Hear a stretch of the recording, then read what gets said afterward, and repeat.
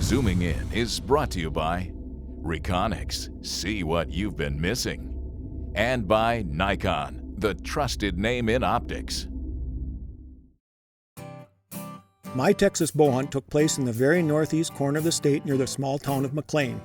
This was my first visit to this part of the Lone Star State, but I can assure you that it won't be my last. I absolutely fell in love with the area, both because of the diversity of the habitat and, of course, because of the quality of the whitetails found here.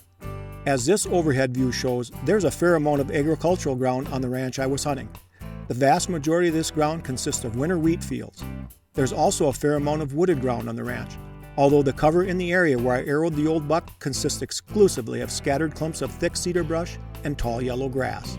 Directly to the east of this expansive cover lays a winter wheat field. Outfitter Steve Rortvedt had informed us earlier that the field was the primary food attractant in the area. Based on this information and some thorough scouting, I decided to put up a ground blind right here. If my findings proved to be accurate, this would put us somewhere close to the route the bucks in the vicinity were using to travel from their bedding area, which I assumed was right here, to the winter wheat field.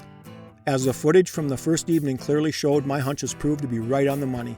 I had indeed put the blind in the right spot. Unfortunately, the old buck showed up just seconds after cameraman Ben Kluge had informed me that he had run out of filming light. All we could do was sit and watch the buck as daylight faded. I was confident that we hadn't spooked the buck when we eventually climbed out of the blind after our hunt, so I decided to go right back and hunt the spot again the very next evening. And just like the previous day, Ben and I saw virtually no deer activity until the very last minutes of filming light. That's when the old buck suddenly strolled into view right here, just 20 yards from the blind. The buck milled around in front of the blind for a while before finally ending up right here, a mere 15 yards away. Ben had just informed me that we were down to less than a minute of light when I took the shot. The buck made it only about 100 yards after the hit, and we recovered him near this clump of cedars right here. As you can no doubt tell, the old buck was a huge-bodied deer. In fact, the whitetail weighed in at a hefty 218 pounds.